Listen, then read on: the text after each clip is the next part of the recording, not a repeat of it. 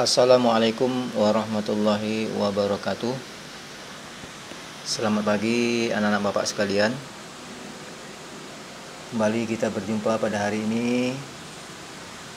Kita akan melanjutkan untuk materi yang baru, yaitu tentang limit.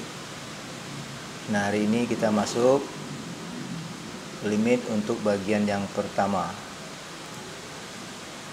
Nah, kita mulai dengan pengertian limit. Dalam kehidupan sehari-hari seringkali Ananda mendengarkan kata-kata hampir atau mendekati. Misalnya Ronaldo hampir mencetak gol. Kecepatan motor itu mendekati 120 km per jam dan sebagainya. Nah, kata hampir atau mendekati dalam matematika inilah yang disebut dengan limit. Adapun konsep limit fungsi ini merupakan dasar untuk mempelajari kalkulus yang telah diperkenalkan oleh Sir Isaac Newton dan Leibniz, yakni pada pertengahan abad ke-17 ya. Dan konsep limit fungsi dikenalkan pula oleh Augustin Louis Cauchy pada abad ke-18. Nah, konsep limit fungsi di suatu titik adalah melalui pendekatan intuitif, yaitu dimulai dengan menghitung nilai-nilai fungsi di sekitar titik tersebut, terkecuali di titik itu sendiri. Sebagai contoh, fx sama dengan x kuadrat kurang 9 dibagi x kurang 3.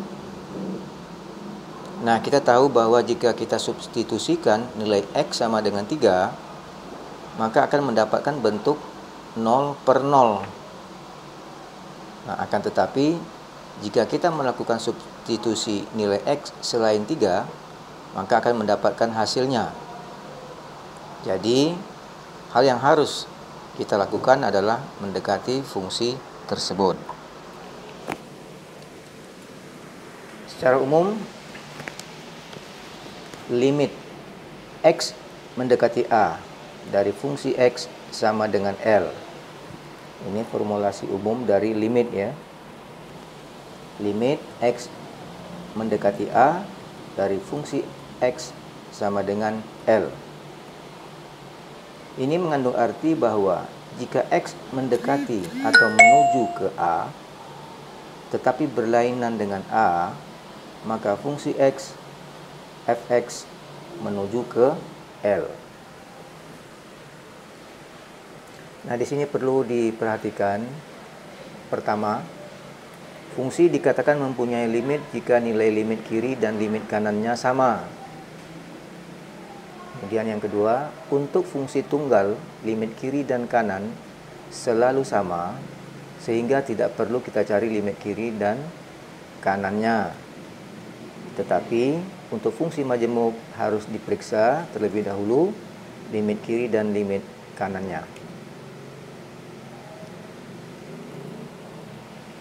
Kita lanjutkan limit fungsi aljabar.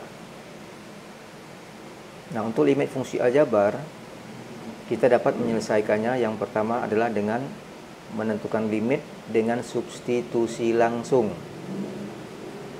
Ya, dengan substitusi langsung. Ada beberapa fungsi yang nilai limitnya dapat ditentukan dengan cara substitusi langsung. Baik, kita langsung kepada contoh. Contoh yang pertama, hitunglah nilai limit dari limit x mendekati 2 dari x kuadrat tambah 3x kurang 5. Nah, jawabnya adalah nilai limit x mendekati 2 dari x kuadrat tambah 3x kurang 5 sama dengan, nah, untuk harga x, untuk x kita gantikan dengan nilai 2 ya. Jadi untuk x kita gantikan dengan nilai 2, maka x kuadrat itu menjadi 2 pangkat 2. Kemudian tambah 3x, berarti 3 kali x. Kita gantikan x dengan 2, maka ditambah 3 kali 2 dan kurang kurang 5 sama dengan 4 tambah 6 kurang 5 sama dengan 5. Jadi itulah jawaban dari limit X mendekati 2 dari X kuadrat tambah 3X kurang 5. Contoh yang kedua, hitunglah nilai limit dari limit X mendekati 2 X kuadrat kurang 1 dibagi X kurang 1. Nah, di sini juga kita bisa langsung menggantikan X dengan nilai 2. Jadi X pangkat 2 berarti 2 pangkat 2. X-nya sudah kita gantikan dengan 2 ya. 2 pangkat 2, kemudian dikurangi 1, dibagi dengan X kurang 1. X kurang 1, X-nya ganti dengan 2. Jadi berarti 2 pangkat 2 kurang 1 dibagi 2 kurang 1. Hasilnya adalah 3. Contoh yang ketiga, tentukan nilai limit dari limit X mendekati 1 dari akar X kuadrat tambah 8. Ini kita bisa langsung juga menggantikan X dengan nilai 1 ya. Maka limit X mendekati 1 dari akar X kuadrat tambah 8 sama dengan akar dari 1 pangkat 2 tambah 8 sama dengan akar 9 3. Nah, sekarang bagaimana menentukan limit dengan cara memfaktorkan? Kita langsung saja kepada contoh ya. Tentukan limit fungsi-fungsi berikut. Yang pertama, limit X mendekati 2 dari X kuadrat kurang 4 dibagi X kurang 2. Nah, kita jawab. Nah, dengan cara substitusi langsung ya. Kita coba dengan substitusi langsung. Limit X mendekati 2, X kuadrat kurang 4 dibagi X kurang 2 sama dengan. Nah, kita ganti X-nya dengan 2, 2 pangkat 2 kurang 4 dibagi 2 kurang 2 sama dengan 0 per 0. Nah, ini kan 0 per 0 ini adalah namanya bentuk tak tentu. Nah, jadi tidak bisa menjadi hasil ya, bukan hasil.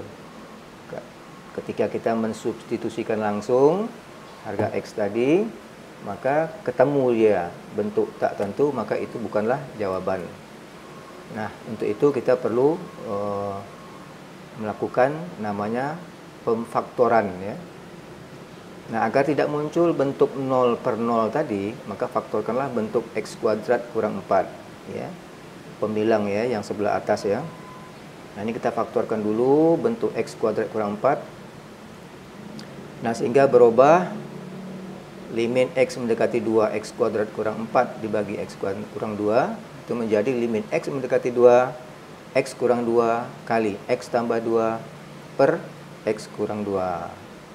Nah, di sini hasilnya adalah limit X mendekati 2 dari X tambah 2. Karena X kurang 2 yang di atas dengan X kurang yang 2 yang di bawah itu kan bisa kita coret langsung ya, hilang ya. Tinggal X tambah 2. Nah, kemudian kita gantilah harga X itu dengan nilai 2. Maka 2 tambah 2 sama dengan 4. Nah, 4 ini adalah jawaban dari soal tadi. Kita lanjutkan untuk contoh yang kedua. Kita coba juga dengan substitusi langsung ya. Limit X mendekati 3 dari X tambah 3 dibagi akar X tambah 3. Nah, setelah kita coba menggantikan langsung X dengan 3, di sini ketemu min 3 tambah 3 dibagi akar min 3 tambah 3. Hasilnya adalah 0 per 0. Nah, ini juga bilangan bentuk tak tentu ya. Maka ini bukan jawaban. Nah, untuk itu kita coba dengan cara memfaktorkan X tambah 3. Jadi yang kita faktorkan itu adalah X tambah 3-nya ya. Oke, nah, limit X mendekati 3 dari X tambah 3 per akar X tambah 3 sama dengan limit X mendekati 3. Nah, ini dia. X tambah 3 itu kita faktorkan menjadi akar X tambah 3 kali akar X tambah 3. Nah, itu bisa kan? Kemudian dibagi dengan akar X tambah 3. Akar X tambah 3 yang di atas dengan yang akar X tambah 3 yang di bawah itu kan bisa kita coret. Nah, yang tinggal adalah limit X mendekati 3 dari X tambah 3. Nah, ini kita bisa gantikan X dengan nilai 3. Maka hasilnya adalah akar dari 3 tambah 3 ya. 3 tambah 3 berarti berapa itu? 6 ya, akar 6 ya. Kok di sini tertulis akar 0. Nah, kenapa akar 0 nih? Oh, maaf, itu tadi salah tulis ya. Bukan akar X tambah 3, tetapi akar X kurang 3. Oh, enggak juga ya. Enggak juga ya. Oh, di sini maaf, di sini X-nya bukan mendekati 3 ya. Nah, ini perhatikan soalnya nih. Dempet hurufnya. Di sini soalnya limit X itu bukan mendekati 3, tapi X-nya mendekati negatif 3. Nah, ya, oke ya. Nah, baik, kita coba ulang lagi. Limit X mendekati negatif 3 ya, dari X tambah 3 dibagi akar X tambah 3. Nah, itu sama dengan ini kita faktorkan tadi ya. Limit X mendekati negatif 3 dari akar X tambah 3 dikali akar X tambah 3 dibagi akar X tambah 3. Nah, akar X tambah 3 yang di atas dengan akar X tambah 3 yang di bawah kita coret. Tinggallah limit X mendekati atau menuju negatif 3 dari X tambah 3. Jadi negatif 3 plus 3 berarti 0 ya. Jadi berarti hasilnya adalah akar 0 ya. Akar 0 sama dengan 0. Nah, anak-anak Bapak sekalian, yang jadi pertanyaan sekarang adalah bagaimana untuk bentuk fungsi yang tidak dapat difaktorkan. Ya kan, sebagai contoh misalnya 9 kurang X kuadrat dibagi 4 kurang akar X kuadrat tambah 7. Nah, ini gimana caranya ini? Kita menyelesaikan seandainya ada bentuk limit yang seperti ini. Limit dari fungsi yang seperti ini. Nah, oke. Nah, untuk menjawab persoalan ini, kita akan lanjutkan pada pertemuan yang akan datang. Baik, anak-anak Bapak sekalian, mudah-mudahan dapat dipahami. Nanti Bapak akan jelaskan lebih rinci pada saat kita tatap muka. Tetap semangat belajar. Bapak akhiri, billahi taufik wal hidayah. Assalamualaikum warahmatullahi wabarakatuh.